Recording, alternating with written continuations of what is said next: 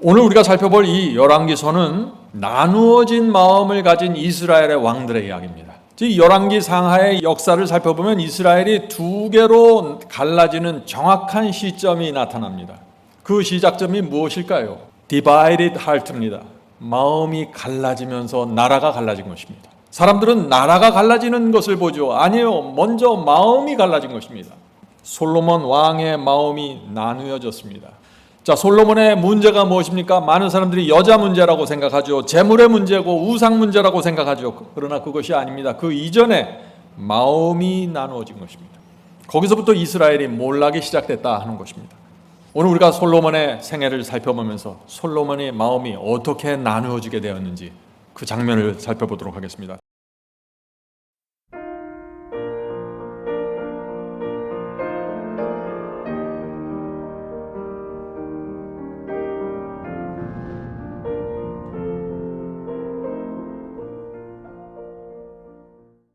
오늘 제가 나누고자 하는 말씀은 열왕기 상하에 있는 말씀입니다.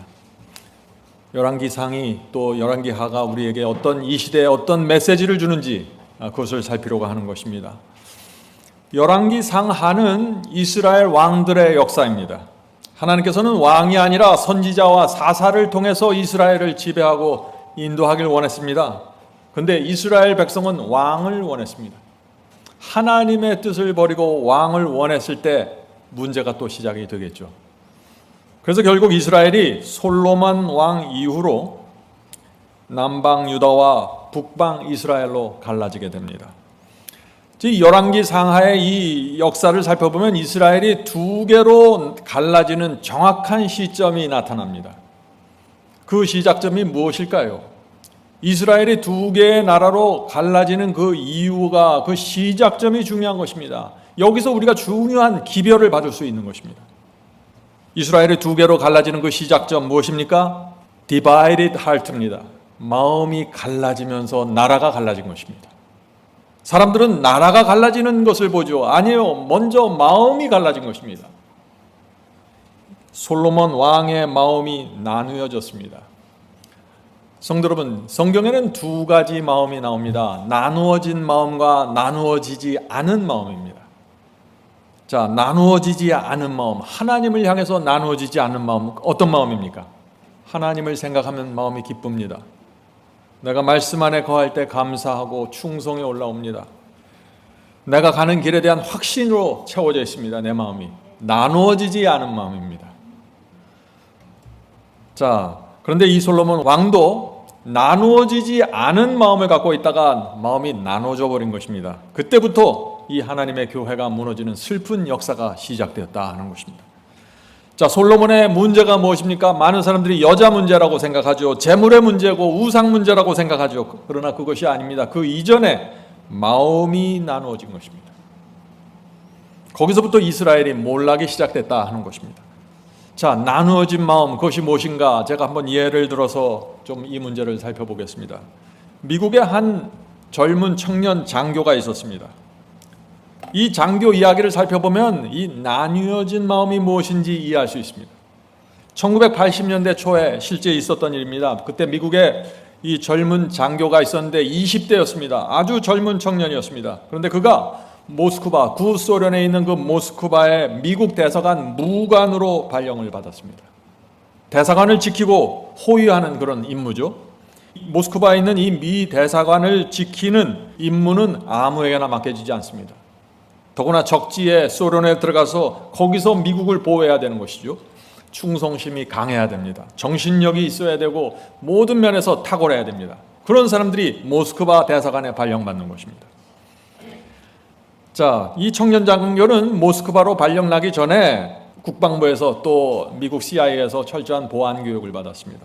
소련의 스파이들이 어떻게 접근하는지, 그들이 미인계를 어떻게 쓰는지 아주 자세한 교육을 받았습니다.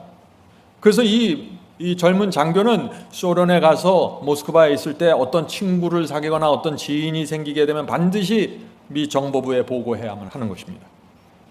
이 미국 대사관은요, 이 청년 장교를 신뢰했습니다.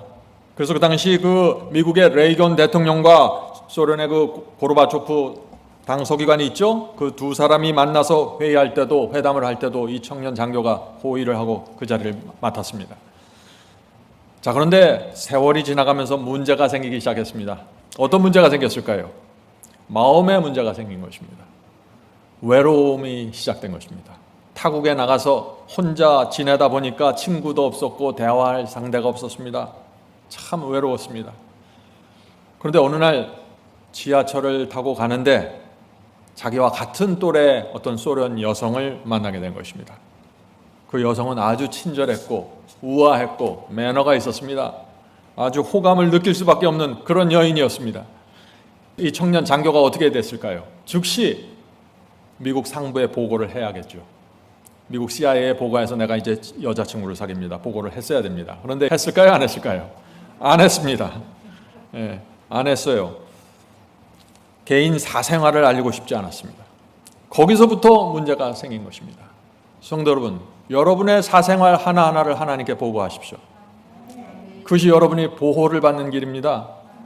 숨기는 것이 있으면 안 됩니다.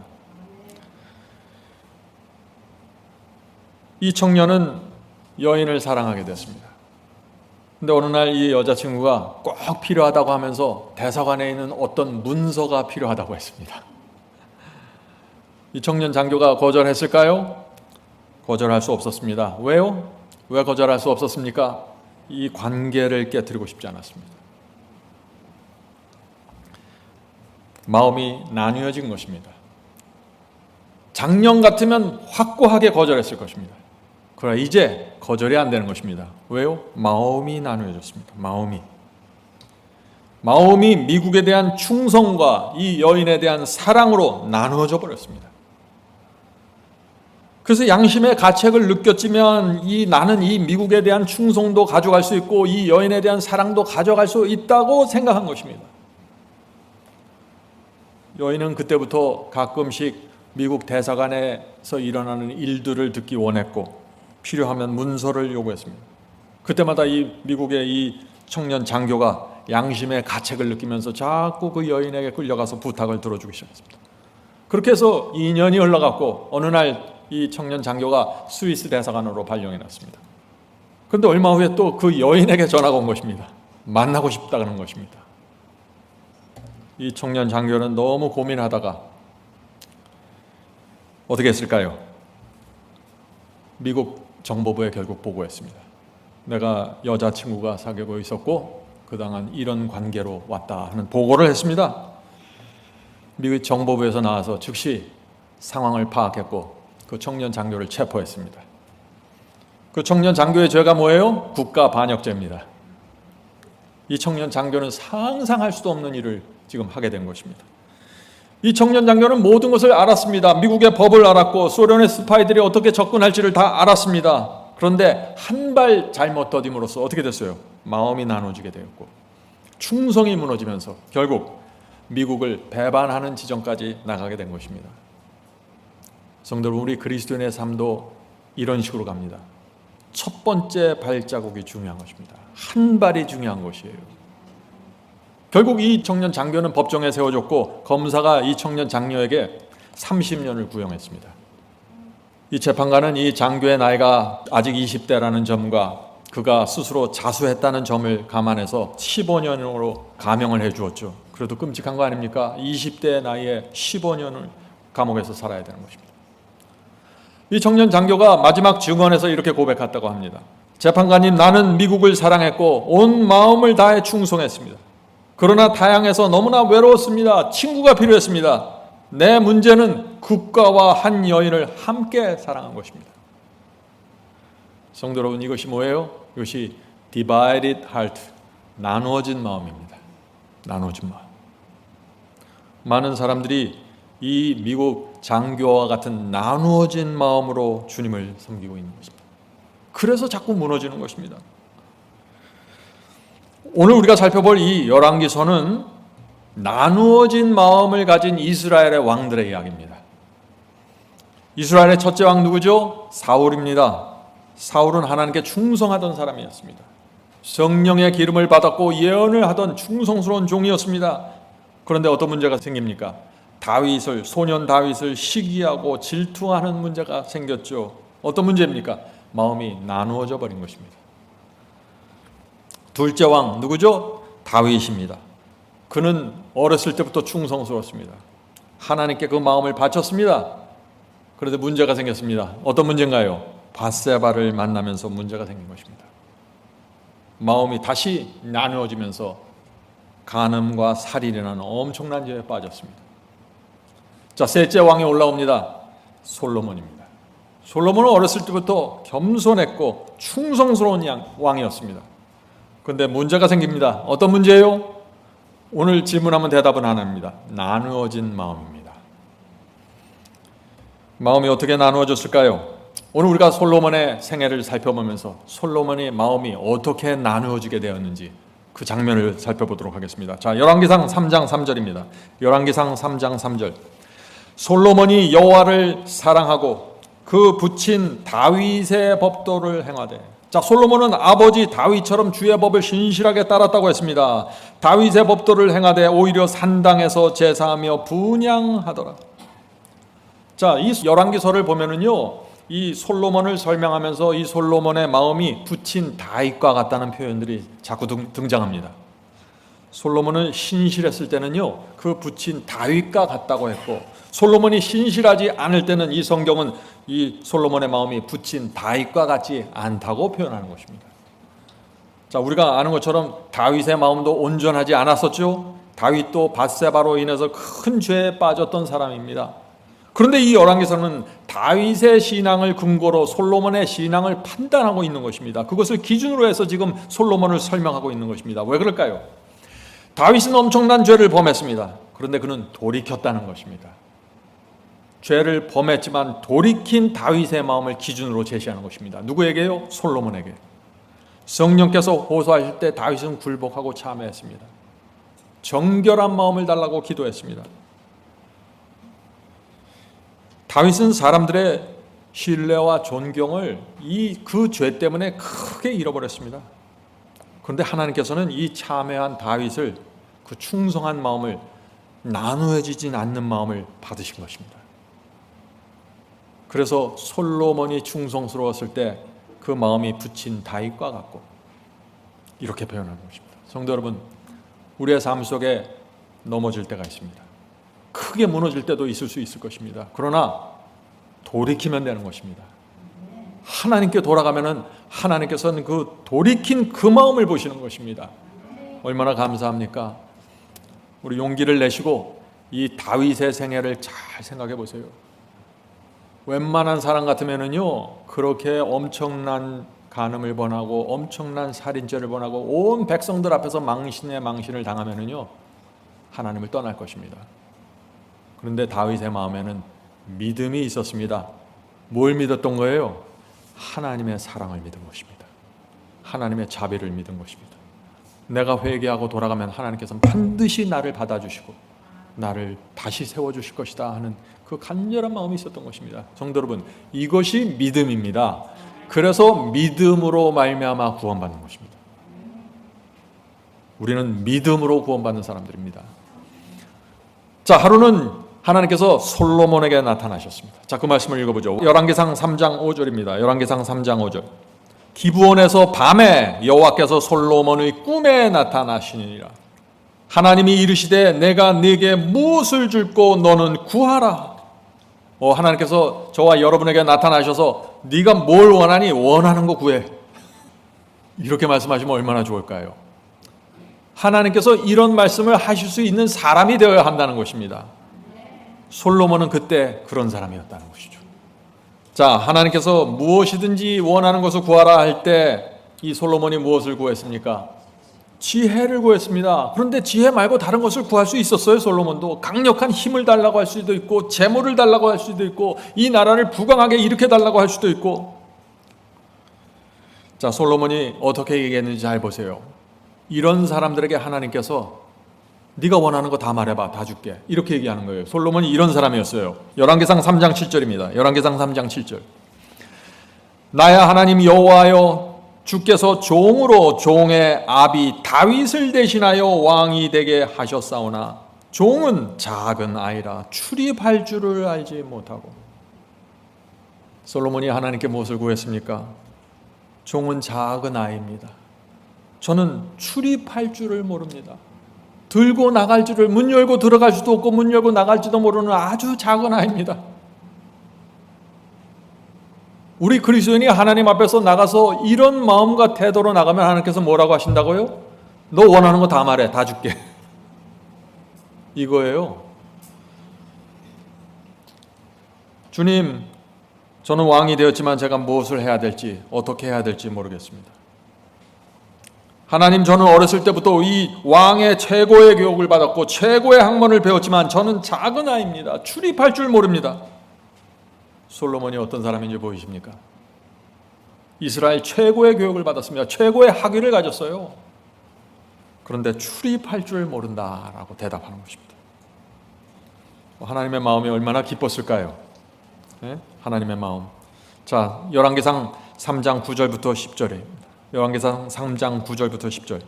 지혜로운 마음을 왕에게 주사, 하나님께서 지혜로운 마음을 주실 것입니다. 주의 백성을 재판하여 선악을 분별하게 하옵소서.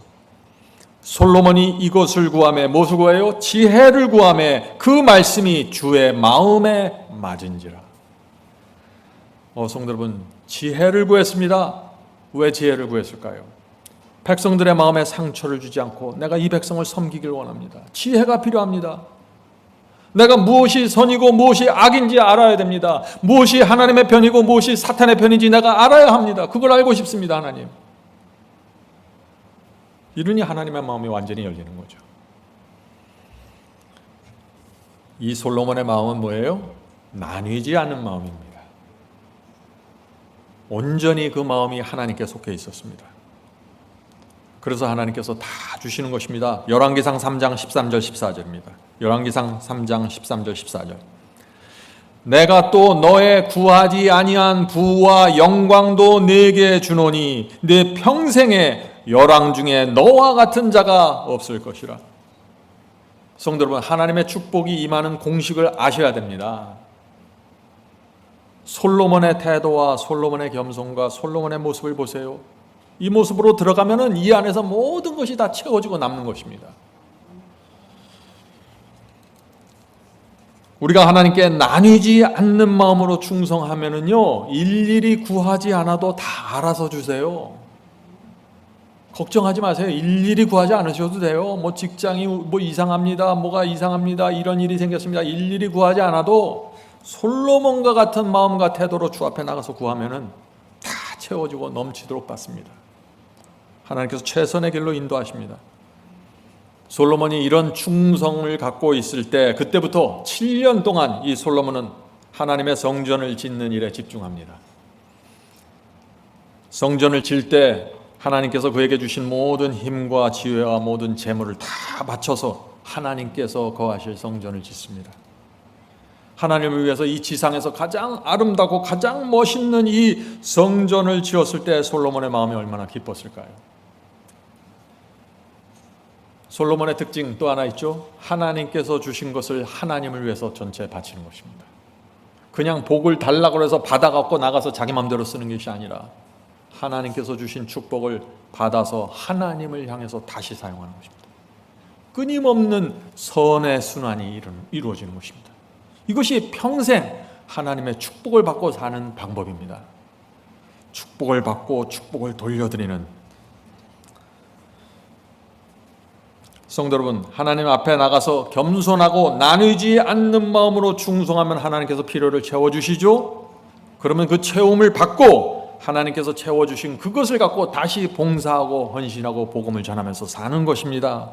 그러면 끊임없이 하나님의 마음에 기쁨을 드리고 끊임없이 축복이 흘러나오게 되는 것입니다. 이 단순한 공식이에요. 자, 질문을 드립니다. 솔로몬은 놀라운 축복을 받았습니다. 그런데 하나님의 축복이 흘러들어오는 조건이 무엇이었죠? 그 조건이 무엇입니까? 다윗이 솔로몬에게 가르쳐줬어요. 이것이 축복의 조건이라고. 자, 다윗이 가르쳐준 그 축복의 조건을 보죠. 열왕기상 2장 1절부터 4절입니다. 열왕기상 2장 1절부터 4절. 다윗이 죽을 날이 임박하매, 자, 죽기 전에 그 아들 솔로몬에게 명하여 가로되 내가 이제 세상 모든 사람의 가는 길로 가게 되었느니. 무슨 얘기예요? 이제 죽음의 길로 간다는 것입니다. 세상 모든 사람들이 죽는데 나도 간다는 얘기죠.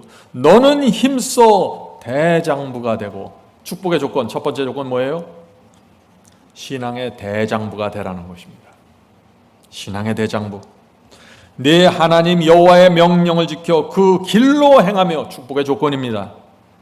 그 법률과 계명과 율례와 증거를 모세의 율법에 기록된 대로 지키라. 축복의 조건입니다. 그리하면 네가 물은 무엇을 하든지 어디로 가든지 형통할지니라.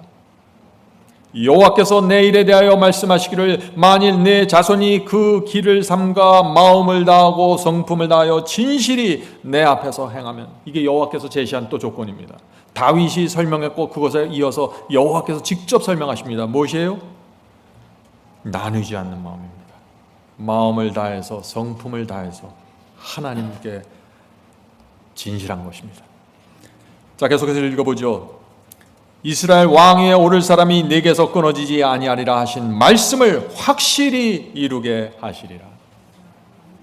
성도 여러분, 하나님께서 확실하게 말씀하셨습니다. 그죠? 나누지 않는 마음으로 충성하라는 것입니다.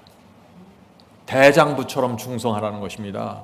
미 대사관의 그 청년 장교처럼 자꾸 마음을 뺏기지 말고 왔다 갔다 하지 말고 확실하게 하나님 편에 서라는 것입니다. 외로울 때나 어려울 때나 계속해서 하나님 옆에 서 있으라는 것입니다. 이것이 축복의 조건입니다. 물론 우리가 하나님의 말씀과 계명 밖에 나가서도 돈을 잘 벌 수 있고 건강해질 수 있고 공부 잘할 수도 있습니다. 하나님의 말씀 밖에 나가서도 이런 것들이 이루어져요. 세상 사람들이 그렇잖아요 지금. 그런데 말씀 밖에 나가서 얻는 것들은 하나님께서 주신 것이 아닙니다. 하나님께서 주신 것을 받으라는 것입니다. 자, 이 성전이 완공될 때까지, 이스라엘의 그 성전이 완공될 때까지 여러 해가 흘렀죠. 그러나 이 솔로몬의 마음은 일편단심 충성스러웠습니다. 자, 열왕기상 8장 58절입니다. 솔로몬의 마음이 어땠는지. 이 열왕기상은 마음에 대한 이야기가 계속 나옵니다. 잘 보세요. 열왕기상 5장 58절입니다. 우리의 마음을 자기에게로 향하여 그 모든 길에 행하게 하옵시며. 많은 사람들은 구약성경은 율법이고 행함에 대한 이야기다. 아닙니다. 구약성경도 마음에 대한 이야기입니다. 신약성경도 마음에 대한 이야기고, 모든 길로 행하옵시며 우리 열조에게 명하신 계명과 법도와 율례를 지키게 하시기를 원하오며. 솔로몬이 원했던 것이 뭐예요? 하나님의 말씀에 순종하길 원한 것입니다. 마음으로 순종하길 원한 것이죠. 자, 그래서 백성들에게 또 솔로몬이 이렇게 설교합니다. 솔로몬의 선포입니다. 열왕기상 8장 61절입니다. 열왕기상 8장 61절. 솔로몬의 설교. 솔로몬이 백성들을 향해서 어떤 설교를 하나 들어보세요. 그런즉 너희 마음을 우리 하나님 여호와와 화합하여 완전케 하여 오늘날과 같이 그 법도를 행하며 그 계명을 지킬지어다. 성도 여러분, 여호와 하나님과 화합하여 완전케 되라. 아니, 어떻게 이렇게 가능해요? 완전하라는 게 어떻게 가능해요? 완전이 뭐예요? 하나님께서 원하신 대로 가라는 거예요. 동쪽을 원하면 동쪽으로 가고 서쪽을 원하면 서쪽으로 가라는 거예요. 순종하라는 것입니다. 순종이 완전이에요. 하나님을 나누지 않는 마음으로 섬기는 것이 완전이에요. 완전 아니면 아니라는 것이에요. 완전 아니면 나누어졌다는 것입니다. 이것을 잘 이해하고 성경을 읽어야 말씀이 이해가 되는 것입니다. 솔로몬은 마음을 중시했습니다. 백성들에게 마음을 여호와와 화합하여 완전케 하라고 선포했습니다. 솔로몬이 백성들에게 이런 설교를 하고 이런 선포를 하자 하나님께서 다시 솔로몬에게 나타나십니다. 다시 한번 축복의 조건을 확인시켜 주십니다. 그 말씀이 열왕기상 9장에 나옵니다. 열왕기상 9장 4절입니다. 열왕기상 9장 4절. 내가 만일 내 아비 다윗의 행함같이, 계속해서 나오죠. 솔로몬을 말씀하시면서 하나님께서는 다윗과 아버지 다윗과 지금 계속해서 비교하는 것입니다. 무슨 얘기예요? 다윗과 같은 죄에 빠지지 말고 다윗과 같이 돌이키라는 것입니다. 문제에 빠졌을 때 빨리 돌이키라는 것입니다.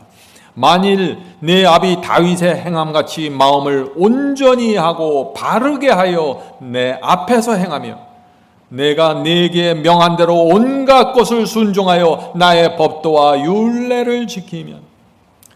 많은 사람들이 법도와 율례를 지키는 요 장면만 보죠. 아니에요. 그 전에 마음이 온전히 받쳐져야 되는 것입니다. 이것이 구약 성경의 메시지예요. 열왕기서의 메시지입니다. 마음이 잡혀야 돼요. 그 다음에 행함과 순종이 따라 나오는 것입니다.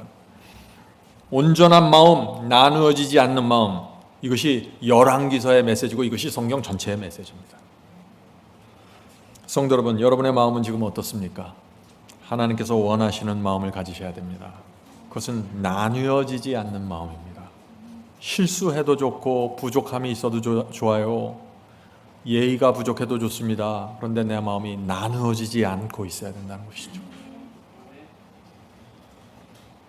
겉으로는 우리가 올바른 일을 하고 봉사하고 참 친절하게 보일 수 있어요. 그런데 우리 마음이 나누어져 있으면 아무것도 아니라는 것입니다.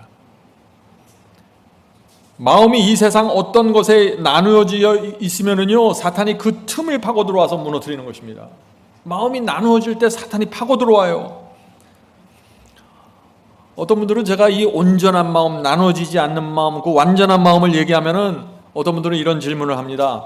하나님께서는 왜 우리에게 온전한 마음을 요구하십니까? 그건 너무 지나친 거 아닙니까? 어떻게 우리가 나누어지지 않는 마음을 갖고 하나님께 충성할 수 있습니까? 하나님께서는 우리에게 나누어지지 않는 마음을 다 주셨습니다. 우리를 살리기 위해서 당신의 아들까지 십자가에 매달으셨습니다. 그 마음은 나누어지지 않는 마음입니다. 온전한 마음으로 우리를 사랑하신 것입니다. 그래서 하나님께서 우리에게도 그 온전한 마음을 원하시는 것입니다. 내가 너희를 사랑한 것이 너희도 나를 사랑하라. 너희가 나를 사랑하면 계명을 지키리라. 그것이 나누어지지 않는 마음입니다. 하나님의 요구가 지나치다고 우리가 말할 수 있습니까? 사랑은요, 나누어지지 않는 마음으로 대하는 거잖아요. 성도 여러분, 나누어진 마음으로 사랑할 수 있어요? 그럴 수 없는 거예요. 사랑과 충성의 특성은 나누어지지 않는 마음입니다. 이것을 이해해야 돼요, 기본적으로. 그래야 성경이 이해가 되는 것입니다. 자, 하나님께서 왜 솔로몬에게 온전한 마음을 원했습니까? 그것이 솔로몬 자신에게 최선이었어요. 하나님을 위해서 온전한 마음을 드렸지만 동시에 솔로몬 자신이 온전한 마음을 갖고 있어야 어떻게 해요? 그 인생이 행복한 것입니다. 하나님께 우리의 마음 전체를 드려야 행복하고 축복받고 구원받습니다. 이 세상을 행복으로 확신으로 살아가게 됩니다. 최고의 인생을 살게 되는 것입니다. 최고의 인생의 비결 뭐예요? 나누어지지 않는 마음으로 주님을 섬기는 것입니다. 많은 그리스도인들이 이것이 안 되기 때문에 자꾸 슬퍼하고 우울하고 하나님을 오래 믿었는데 마음에 아무런 감동이 없는 것입니다. 왜요? 문제가 있는 것이에요. 잘 보세요. 문제가 어디서 나오는지. 열왕기상의 메시지가 바로 여기에 있는 것입니다. 우리가 주님께 하나님께 온 마음을 드리지 않으면 우리의 마음이 어디로 가요? 사탄에게 넘어갑니다. 자꾸 틈을 치고 들어오는 것입니다. 그래서 예수께서 말씀하신 거예요. 나는 신랑이고 너희는 누구라고요? 신부라고. 무슨 뜻인가요? 두 사람이 결혼해서 한 이불을 덮고 자는 사이라는 거예요. 그런데 한 사람이 마음이 나누어져 있으면 되겠냐 하는 것입니다. 마음 전체가 오지 않으면, 남편 마음이 전체가 오지 않았는데 월급을 통째로 매달 갖다 주고 맛있는 음식 사줄게 나오라 그러면 뭐 재미있어요? 남편 마음이 오질 않았는데 소용이 없는 것입니다. 인간의 사랑도 온 마음이 필요한 것입니다. 하물며 하나님께 온 마음을 드리지 않으면 사랑이 이루어질 수 없고 관계가 형성될 수 없다는 것입니다. 아무리 교회 다니고 기도해도 내 마음 전체가 주님께 바쳐지지 않으면 아무런 일이 생기질 않는 것입니다. 라오디게아 교회의 문제가 무엇입니까? 바로 여기에 있는 것입니다. 하나님께 부분적으로 마음이 가버린 것입니다. 성도 여러분, 다시 질문합니다. 잘 정리하세요. 하나님께서 우리의 온 마음을 원하시는 이유가 무엇입니까? 우리 자신을 위해서입니다. 우리 자신을 위해서. 청년 장교처럼 마음이 나눠지면 어떻게 됩니까? 사탄의 KGB들이 다가온다는 것입니다. 사탄의 KGB들 아름다운 모습으로 다가옵니다. 그럴듯한 이유와 명분을 제시합니다. 너 외롭지? 그러면서 찾아오는 것입니다. 모든 죄와 불순종에는 이유가 있는 것입니다. 외로움 때문에 죄를 범하고 친구 때문에 죄를 범하고 돈이 필요해서 죄를 범하고 다 이유와 명분이 있는 것이에요. 명분과 이유가 없는 불순종은 없어요. 다 자기 마음속에 죄를 짓기 전에 불순종으로 가기 전에 이유와 명분을 쌓은 다음에 들어가는 것입니다. 그래서 이것을 성경이 뭐라 그래요? 스스로 너희 자신을 기만하지 말라는 것입니다. 성도 여러분, 우리가 우리의 마음이 나뉘어지는지 살피면서 살아야 된다는 것입니다. 날마다 말씀 앞에서 마음을 살펴야 됩니다. 말씀을 피고 살펴야 됩니다. 주여, 제 마음이 어떻습니까? 성령의 음성을 들으셔야 됩니다. 말씀을 읽으면서. 참 이 솔로몬 왕은요, 이 하나님의 성전을 완공할 때까지 그의 마음이 유지되었습니다. 나누어지지 않았어요. 백성들에게 설교할 때마다 항상 그 기별은 충성이었고 헌신하라는 것이었습니다. 이 지도자가 충성에 대한 설교를 하자 이스라엘 전체로 하나님의 축복이 흘러들어갔습니다. 그런데 문제가 어디부터 생길까요? 열왕기상 11장부터 생깁니다. 열왕기상 11장. 여기서부터 이스라엘 역사가 달라지기 시작합니다. 솔로몬 왕이 이 여인 때문에 문제가 생기는 게 아니라 그랬죠. 문제는 그 이전부터 생기는 것입니다. 항상 이걸 이해하셔야 돼요. 어느 날 갑자기 문제가 생기는 것이 아니에요. 어느 날 갑자기 이 솔로몬 왕에게 여인들이 다가온 것이 아니에요. 다윗에게 어느 날 갑자기 밧세마 문제가 터진 게 아니에요. 죄가 나타나기 전에 이미 여러 달 전에, 여러 해 전에 문제가 시작된 것입니다. 오늘날 교인들이 어느 날 갑자기 이상한 모습을 나타내는 것 같죠? 저 사람이 뭐 갑자기 저러지? 그게 아니에요. 이미 오래전에 문제가 시작됐습니다. 어디서요? 마음에서. 마음이 나누어지는 것입니다. 그러다가 죄가 드러나는 것입니다. 다윗도 그렇고 솔로몬도 똑같습니다. 그래서 모세가 이 후세 이 이스라엘 왕들을 위해서 3가지 원칙을 남기고 죽었습니다. 신명기에 그 모세가 남긴 유언 속에 그 기별이 있습니다. 3가지 원칙 무엇입니까? 3가지 원칙. 말의 숫자를 제한했습니다. 이스라엘 왕들은 말을 많이 갖고 있지 말아 그랬어요. 군인들이 타는 말이죠. 군마들. 말의 숫자를 제한했습니다. 둘째, 아내를 많이 두지 말라고 했습니다. 셋째, 은과 금을 쌓지 말라고 했어요. 그런데 이 솔로몬은 3가지 모두 무너뜨렸다는 것입니다. 자, 그 말씀을 볼까요? 신명기서에 그 말씀이 있죠. 모세의 유언입니다. 신명기서 17장 16절부터 20절 읽겠습니다. 신명기 17장 16절부터 20절. 왕이 된 자는 말을, 군인들이 타는 말입니다. 말을 많이 두지 말 것이요, 말을 많이 얻으려고 그 백성을 애굽으로 돌아가게 말 것이니. 애굽에 말들이 많았어요. 세계 최대의 강대국입니다. 거기 군마들이 많았어요. 거기 가지 말라는 것입니다.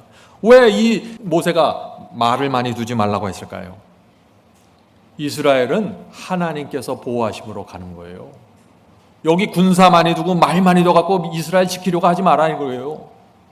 하나님께 전적으로 의지하라는 것입니다. 하나님께서 보호하셔야 이 나라가 유지될 수 있다는 것입니다. 그것이 모세가 남긴 유언입니다.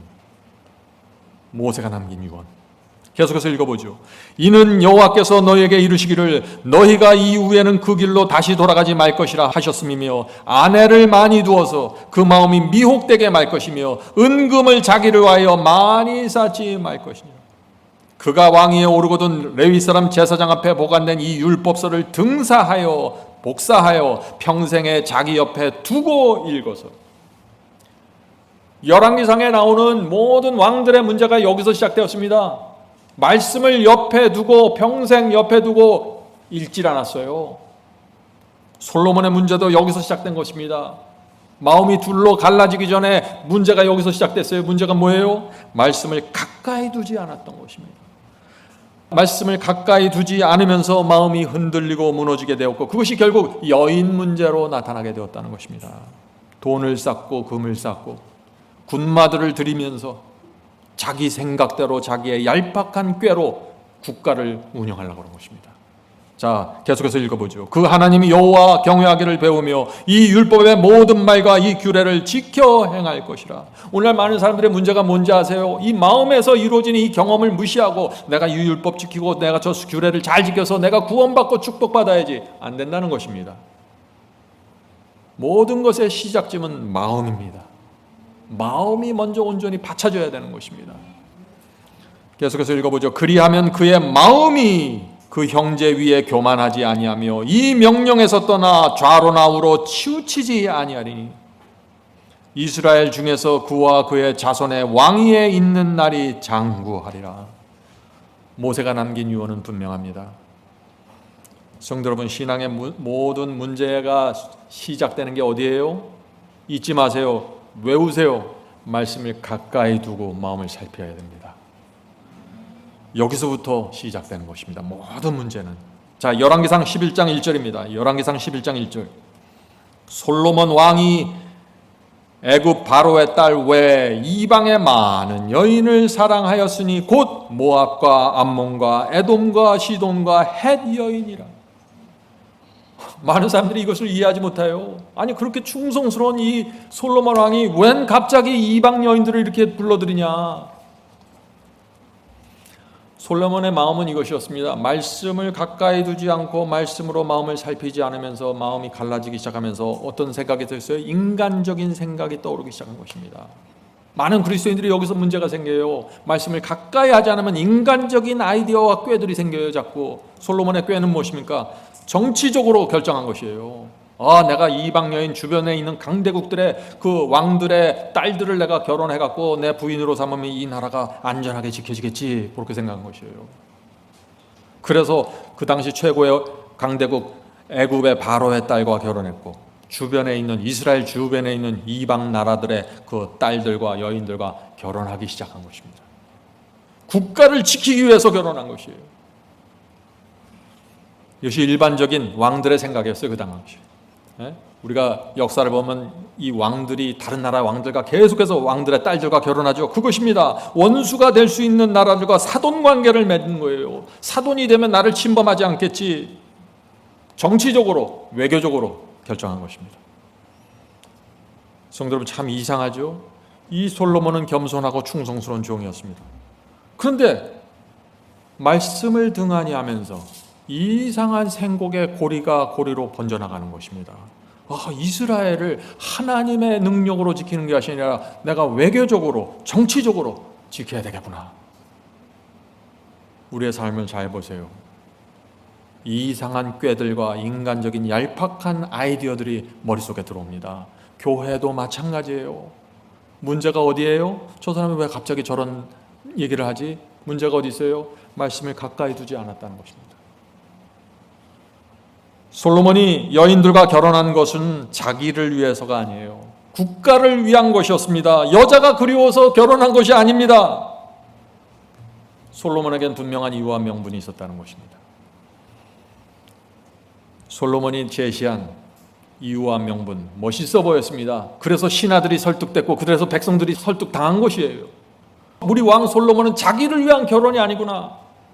말씀 밖으로, 계명 밖으로 나가면 수많은 생각과 아이디어들이 떠오른다는 것이죠. 그런데 겉으로 보면 멀쩡해요. 이유가 있고 명분이 있어 보여요. 비이기적으로 보여요. 그런데 다 말씀 밖으로 나가버린다는 것입니다. 거기서부터 문제가 시작된다는 것이죠. 하나님께서 하지 말라고 하는 결정을 하는 것입니다. 미국 청년 장교에게도 이유가 있었습니까? 있었어요. 많이 외로웠습니다. 고향을 떠난 지 여러 해가 지났어요. 친구가 필요한 것입니다. 충분히 이해할 수 있는 이유입니다. 그런데 그가 한 결정은 뭐예요? 국가를 배반한 것입니다. 성도 여러분, 오늘 제가 이 말씀을 드리는 것입니다. 우리에게 이유가 있습니다. 불순종의 이유가 있습니다. 또 불충성의 이유가 있고 명분이 있습니다. 죄가 나타날 때마다 모두 이유와 명분을 갖고 나타나는 것입니다. 그래서 나도 속고 남도 속이는 거예요. 그러나 그렇게 결과는 뭐예요? 하나님의 진리를 떠나고 말씀에 불순종하고 하나님을 등지는 결과들이 계속해서 세우는 것입니다. 점점 더 위험한 상황으로 들어가는 것이죠. 솔로몬이 그렇게 된 것입니다. 결국 어디까지 갑니까? 자, 열왕기상 11장 3절 4절 보죠. 도무지 이스라엘 하나님의 나라에서 상상할 수 없는 일들이 생기는 것입니다. 열왕기상 11장 3절 4절. 솔로몬 왕은 후비가 700인이요 빈장이 300인이라. 자, 1000명의 여인들을 거느리게 되었어요. 자, 왕비들이 왕의 마음을 돌이켰더라. 마음이 나누어졌다는 것입니다. 솔로몬의 나이 늙을 때 왕비들이 그 마음을 돌이켜 계속해서 늙어가면서 옆에 있는 그 천여 명의 왕비들, 여인들이 솔로몬의 마음을 돌이켜버린 것입니다. 어떻게 돌이켜요? 그 마음을 돌이켜 다른 신들을 쫓게 하였으므로 왕의 마음이 그 붙인 다윗의 마음과 같지 아니하니. 또 다윗의 얘기가 나오죠. 다윗과 다르다는 얘기입니다. 하나님께서 보실 때 너는 다윗과 달라, 이 얘기를 하는 거예요. 다윗도 죄를 범했어요. 엄청난 죄를 범했습니다. 그러나 네 마음은 다윗과 달라. 붙인 다윗의 마음과 같지 아니하며 그 하나님 여호와 앞에 온전치 못하였으니. 성도 여러분, 제 말 잘 들으셔야 됩니다. 모든 사람은요 솔로몬과 같은 길을 가서 무너집니다. 크든지 작든지. 솔로몬이 그래서 무너진 과정을 잘 살펴봐야 돼요. 솔로몬이 무너진 과정. 오늘 제가 이것을 말씀드리려고 하는 것이에요. 자, 첫째, 솔로몬이 무너진 첫 번째 단계, 말씀을 가까이 두고 마음을 살피지 않았습니다. 그것이 시작점이 되었고, 말씀을 점점 등한히 하면서 그 마음이 나누어지게 되었습니다. 성령께서 호소하시는데 그것을 예민하게 받지 못할 정도가 되었습니다. 그래서 어떤 일이 생겼나요? 그러면서 마음속에서 생각들이 떠오르는 것입니다. 불순종에 대한 이유와 명분들이 마음속에서 세워지기 시작하는 것입니다. 자, 이것이 과정이에요. 과정을 잘 보세요. 그리고 하나님의 말씀과 계명 밖으로 나가는 결정까지 하게 되는 것입니다. 오늘 갑자기 불순종해야지, 내가 죄를 범해야지, 이런 게 아니라는 것이에요. 거기까지 갈 때 과정이 있는 것입니다. 똑같은 패턴이 이루어지는 것이에요. 자, 이렇게 하나님의 말씀 밖으로 나가는 결정을 하자 어떤 일이 생겼습니까? 마음이 급속하게 부패하게 되겠죠. 여인들의 숫자가 급속하게 더 늘어납니다. 솔로몬의 마음이 이제 하나님을 떠나서 이방 신들을 쫓게 되는 것입니다. 성도 여러분, 우리의 마음속에 불순종과 죄에 대한 이유가 생기고 명분이 세워지기 시작합니까? 내가 자꾸 하나님의 말씀과 벗어나는 성령의 음성을 거절하는 그 이유와 명분을 내 마음속에 자꾸 만듭니까? 무엇이에요? 내 마음이 지금 나누어지고 있다는 증거입니다. 하나님의 말씀을 가까이 두지 않았다는 증거의 것이, 내가 나 자신을 잘 분석하고 판단해야 되는 것입니다. 한때 이 솔로몬은 붙인 다윗의 마음과 같다고 했지만 이제 더 이상 아닙니다. 솔로몬은 다윗처럼 돌이키지 않았습니다. 그는 계속해서 죄악의 길을 고집했습니다. 자, 솔로몬이 마음이 나누어지면서 어떤 일이 생겼습니까? 하나님께서 거할 성전을 온 마음으로 충성으로 짓는데 7년 걸렸죠. 그런데 자기가 살 궁전을 짓는데 몇 년 걸릴까요? 13년이 걸리는 것입니다. 하나님을 위해서는 7년, 자기를 위해서는 13년. 벌써 이 숫자의 차이가 확 나버리죠. 하나님께서 주신 재물을 이방 여인들이 살 궁전에 쏟은 것입니다. 잘못돼도 한참 잘못되죠. 한 걸음 잘못 디디면 이렇게 돼버려요. 사탄이 내버려 두질 않아요. 하나님과 사탄의 전쟁이 치열하게 일어나는 것입니다. 한 걸음을 잘못 디뎠을 때 그때 정신 바짝 차리고 주 앞에 돌아와야 되는 것이에요.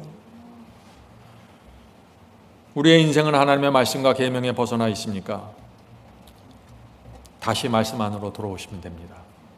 하나님은 사랑이시고 자비로우셔서 우리가 돌아오면은 탕자의 아버지처럼 우리를 받아주십니다. 여기에 우리의 소망이 있는 것입니다. 자, 솔로몬이 결국 아말렉 신전을 짓고 이방 신들을 위한 신전까지 짓습니다. 하나님께서 그에게 주신 재물과 지혜와 모든 것을 다 거기 쏟아부은 것입니다. 그 인생 전체를 다 거기 쏟아부었어요. 솔로몬 왕의 마음이 나눠지자 어떻게 됐어요? 제사장의 마음들도 나눠지기 시작하고, 신하들의 마음도 나눠지고, 백성들의 마음도 나눠지고, 결국 어디까지 나눠져요? 국가 자체가 나눠지게 됩니다. 북방 이스라엘과 남방 유다가 그래서 생긴 것입니다. 성도 여러분, 이 모든 비극의 시작점이 무엇입니까? 솔로몬 한 사람의 마음이 나눠지면서 이 엄청난 역사가 생기는 것입니다. 이것이 하나님께서 열왕기서를 통해서 우리에게 주시는 기별입니다. 자, 이제 이 한 왕이, 한 지도자가 하나님께 등을 돌립니다. 그러자 하나님께서 어떤 결정을 하실까요? 하나님께서는 이 끝까지 솔로몬과 이스라엘을 포기하지 않습니다. 솔로몬 왕의 마음을 돌리고 이스라엘 백성의 마음을 돌리기 위해서 이제 마지막 수단을 강구하시네. 그것이 뭐예요? 그것이 그것이 재난입니다. 마지막 수단입니다. 시리아와 이방 국가들이 이스라엘을 침공하기 시작했습니다. 고통과 시련을 통해서 하나님께서는 이스라엘 백성을 돌이키길 원하는 것입니다. 아니야, 우리는 지성소가 있고 하나님을 섬기고 있는데 왜 이방 나라들이 이렇게 침공해서 이렇게 무너지지? 우리가 자꾸 생각하게 만드는 것입니다. 고민하게 만드는 것입니다. 그런데 이 이스라엘은 계속해서 고난을 받으면서도 하나님의 뜻을 분별하지 못합니다. 원망하는 것입니다. 하나님, 어떻게 이럴 수가 있습니까? 우리가 예배드리고 우리가 양들을 잡는데, 우리가 제물을 하나님께 바치는데 어떻게 이럴 수 있습니까? 하나님, 우리를 왜 모른 척 하십니까? 하나님과 전혀 소통이 안 되는 것입니다. 자, 질문을 드립니다. 솔로몬과 이스라엘의 역사에서 우리가 반드시 배워야 할 것이 있습니다. 그것이 무엇일까요? 우리 마음이 나누어졌는지 날마다 살피면서 가셔야 된다는 것입니다. 자, 나누어진 마음, 다시 설명드리죠. 나누어진 마음이 무엇입니까? 내 마음이 한쪽에서는 동쪽으로 가기 원하는데 다른 쪽에서는 서쪽으로 가기 원하는 것입니다. 마음이 찢어지는 것입니다. 자꾸 미국 장교처럼 한쪽에서는 미국에 대한 충성이 올라오는데 다른 한쪽에서는 소련 KGB에 대한 그 스파이와 사랑을 나누는 것입니다. 나누어진 마음입니다. 자, 예수께서도 이 말씀을 굉장히 강조했습니다. 예수께서 우리 마음이 어떻게 나누어지는지 누가복음 14장에서 말씀하셨습니다. 누가복음 14장 보겠습니다. 누가복음 14장 17절부터 20절 읽겠습니다. 누가복음 14장 17절부터 20절. 잔치할 시간에, 자, 이것은 주인이 초청하는 잔치, 비유를 말하는 것입니다. 잔치할 시간에 그 청하였던 자들에게 종들을 보내어 가로되 오소서. 자, 잔치에 초청하는 것입니다. 모든 것이 준비되었나이다 하매 모두 일치하여 사양하매. 참 기가 막힌 일이 생기죠. 주인이 지금 구원의 잔치를 베풀고 모두 오라, 십자가의 피를 흘려놓고 이 피를 붙잡고 모든 죄를 용서받고 구원받으라고 초청을 하는데 뭐라 그래요? 여기 모두 일치하여 사양하매. 이 비유를 보면 초청받은 사람들이 여기에 이 비유에서는 모두 거절합니다. 왜 거절할까요? 예수께서 세 가지 이유 때문에 사람들이 거절한다고 말씀하신 것입니다. 세 가지 이유. 자, 계속해서 보고 있어요. 세 가지 이유가 무엇인가? 하나는, 자, 첫 번째 이유입니다. 하나는 가로되 나는 밭을 샀음에 불가피 나가보아야 하겠는데 청컨대 나를 용서하라 하고. 주인이요, 나를 용서해 주십시오. 저는 밭을 샀습니다. 이유와 명분이 있습니까? 초청받지 못하겠다는 거예요. 거기 잔치에 참여하지 못하겠다는 거예요. 왜? 나는 밭을 샀으니까, 새롭게. 밭을 샀기 때문에 거절하는 것입니다. 밭이 무엇입니까? 재물입니다. 재물 때문에 구원의 초청을 거절한다는 것입니다. 다시 말해서 재물 때문에 이 사람의 마음이 나누어져 버렸다는 것입니다.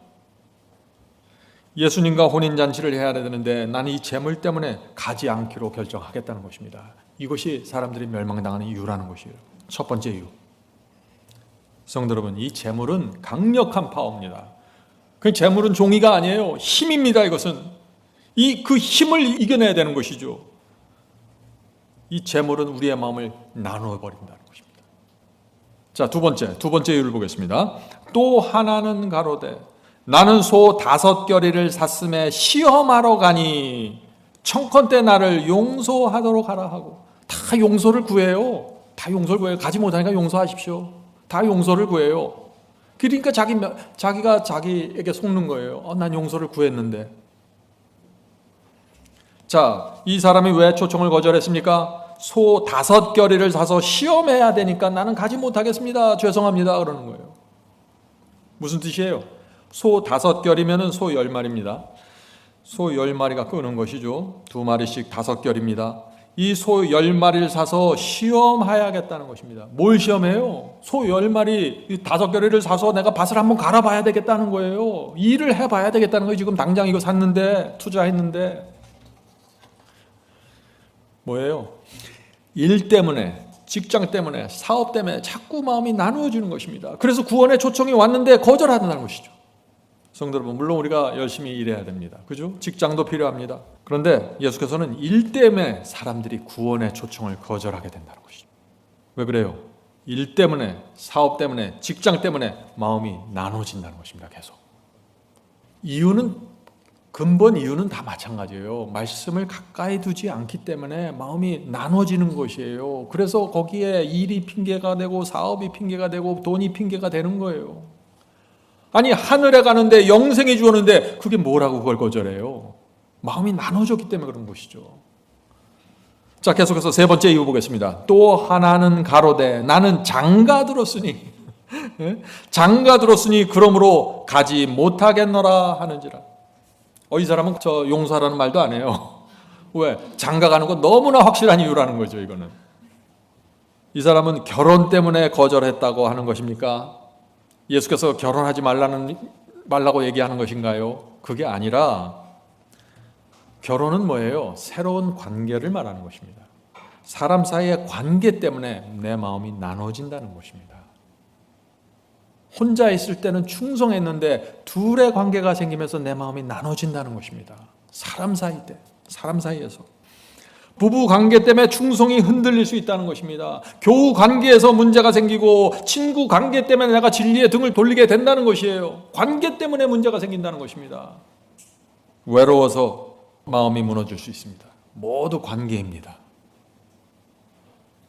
사람들이 이 관계 때문에 진리를 떠나고 관계 때문에 죄를 범하면요, 미안하다는 말도 안 해요. 왜? 자기가 너무 확실하다는 거지. 자기 이유와 명분이 너무 확실하다고 생각하는 거예요. 관계에서 문제가 생기면 착각이에요. 무슨 관계가 어떻게 될지라도 하나님의 말씀에 충성해야 되는 것입니다. 그것이 흔들리면 안 되는 것이에요. 하나님께서 주신 이 세 가지 정말 통찰력 있는 말씀 아닌가요? 재물, 일, 관계, 이 세 가지 때문에 모든 사람들이 마음이 나눠지면서 일제히 구원의 초청을 거절하게 된다는 것입니다. 이 솔로몬도 마찬가지예요. 솔로몬은 이 세 가지 다 걸렸어요. 성도 여러분, 우리에게 어떤 문제가 있습니까? 재물, 일, 관계, 어디에 문제가 생깁니까?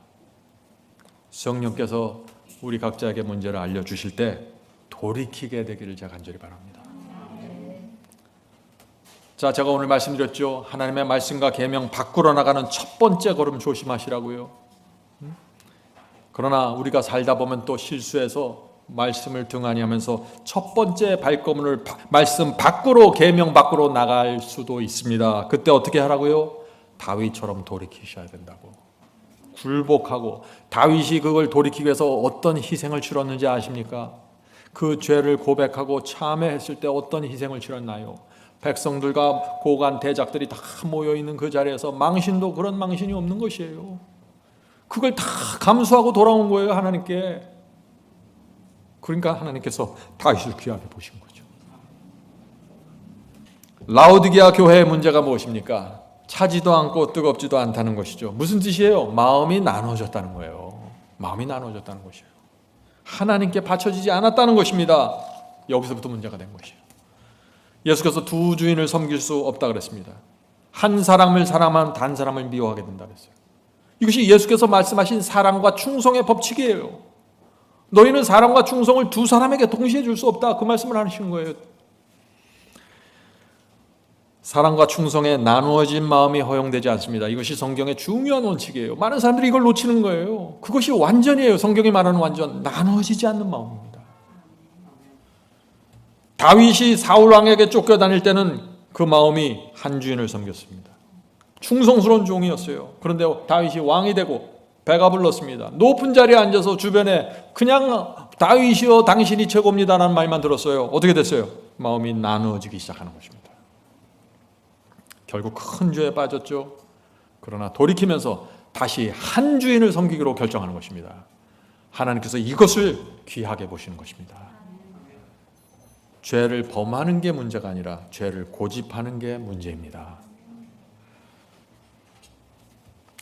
성도 여러분, 이제 우리 한 주인을 섬기기로 결정합시다. 한 주인을 섬기는 게 뭐예요? 돌아갈 다리를 끊고 배수진을 치는 것입니다. 그것이 한 주인을 섬기는 것입니다. 다리를 태우지 않으면 언제든지 뒤로 돌아갈 수 있어요. 제가 젊었을 때 처음 신앙을 했을 때 항상 제 뒤에 다리가 있었어요. 가다가 좀 어려우면 저 다리 건너서 다시 저쪽으로 가야지. 항상 제가 몇 년 동안 이렇게 살았어요. 신앙이 성장하지 않아요. 어떤 데 교회 가서 기도할 때 눈물을 흘려요. 말씀을 읽으면서 회개를 해요. 근데 뒤에 다리가 있는 거예요, 항상. 그래서 저 교회에서 어떤 문제가 생기고 어떤 무슨 일에 문제가, 인생에 문제가 생기면 돌아서서 가버리는 거예요. 다리 건너서 저기가 있다가 또 마음이 또 이렇게 살면 안 되는데 또 다리 건너와서 또 주님 제가 돌아왔습니다 하고 또 나가는 거죠. 이렇게 해서는 성장이 안 되는 거예요. 이렇게 해서는. 많은 사람들이 다리를 놓고 신앙을 합니다. 뒤에 다리를 놓고 신앙을 해요. 조금만 어려운 일이 있으면 다리 저쪽으로 돌아가서, 편안할 때는 전진합니다. 그런데 어려우면 다시 뒤돌아가서 다리 건너가는 것이죠. 성도 여러분, 오늘 말씀을 듣고 돌아갈 수 있는 다리를 불태우십시오. 제가 다리를 불태울 때부터 제 신앙이 세워지기 시작했습니다. 다리를 불태운다고 해서 여러분이 뭐 엄청난 희생하는 거 아니에요. 마음이 받쳐지는 거예요. 예수께서 말씀하시는 세 가지 문제 있죠. 재물, 일, 관계 모두 필요한 것입니다. 잘 생각해 보세요. 재물도 필요하고 일도 필요하고 관계도 필요해요, 우리에게는. 그런데 문제가 뭐예요? 그런 것들이 내 마음을 지배하고 나를 끌고 다닌다는 것입니다. 재물이 나를 끌어가고 일이 나를 끌어가고 관계가 나를 끌어가는 것입니다. 그래서 마음이 자꾸 나누어지면서 하나님께 대한 불충성으로 들어가 버리는 것이죠. 성도 여러분, 제가 이 나이까지 살아오면서 우리 인간이 얼마나 쉽게 마음이 나누어질 수 있는지 경험했습니다. 저도 이게 뭔지를 알아요. 그리스도를 믿는 사람이 두 마음을 품는 것이 얼마나 쉽게 이루어지는지 제가 압니다. 그리고 제 주변에서 그런 사람들 많이 보았어요. 그런데 제가 지금까지 보고 경험한 것은 이렇게 마음이 나누어지고 두 마음을 품고 뒤에 다리를 놓고 살면 어떻게 돼요? 무너진다는 것입니다. 그것이 제 인생의 결론이에요. 겉으로는 멀쩡히 보여요. 근데 속으로 순결함을 잃어버리고 능력을 잃어버립니다. 충성을 잃어버리는 것입니다. 겉으로는 멀쩡해요. 예배드리고 11조 드리고 기도하니까 멀쩡해 보여요. 속으로 골마가는 것입니다. 야고보 4장 8절 보겠습니다. 야고보의 기별입니다. 야고보 4장 8절. 하나님을 가까이 하라. 그리하면 너희를 가까이 하시리라. 성도 여러분, 하나님은 항상 우리 가까이 오고 싶어 하세요. 근데 우리가 가까이 해야 되는 것입니다. 우리가 결정해야 되는 것입니다. 우리가 선택해야 되는 것이에요. 주여, 제가 하나님과 가까이 가겠습니다. 나누어지지 않는 마음으로. 이렇게 우리가 결정할 때 하나님께서 우리를 품어주실 수 있다는 것이에요. 우리가 결정해야 됩니다. 나는 이제 사탄의 편에 안 가겠습니다. 주 앞에 나오겠습니다. 이걸 결정하셔야 되는 거예요. 하나님을 가까이 하라. 그리하면 너희를 가까이 하시리라. 죄인들아, 손을 깨끗이 하라. 두 마음을 품은 자들아, 마음을 성결케 하라. 야고보의 기별이 무엇입니까? 두 마음을 품으면 성결함을 잃어버린다는 것입니다. 두 마음을 품고 있는 그리스도인들과 대화하면은요, 다 아는 것 같아요. 교리도 알고 뭐 말씀도 알고 다 아는 것 같아요. 근데 순수하잖아요. 그 마음이 성결하지 않아요. 두 마음이 무엇입니까? 앞에서는 계속 나누어진 마음이라는데 여기서는 두 마음이라고 표현해요. 두 마음이 뭐예요? 더블 마인드입니다. 더블 마인드. 두 개의 마음을 갖고 있다는 거예요. 청년 장교처럼 대사관에서 근무할 땐 미국에 충성합니다. 그런데 여인을 만나면 어떻게 돼요? 미국을 배신합니다. 두 마음입니다. 하나님께서는 한 마음을 원하신다는 것입니다. 하나님께만 향해 있는 마음 말이죠. 내가 누구를 만나든지 내가 누구를 무엇을 하든지 재물이 많든지 적든지 내 학위가 무엇이고 내 집이 무엇이든지 상관없이 한 마음을 원하시는 것입니다. 그것이 구원입니다. 그것이 축복의 조건이고 그것이 인생을 가장 행복하게 사는 비결입니다. 한 마음으로 주님께 가는 것. 이 솔로몬은요, 아슬아슬하게 구원받았죠. 인생의 끝에 가서 겨우 돌이켰습니다. 솔로몬은 돌이켰는데 이스라엘 백성은 어떻게 해요?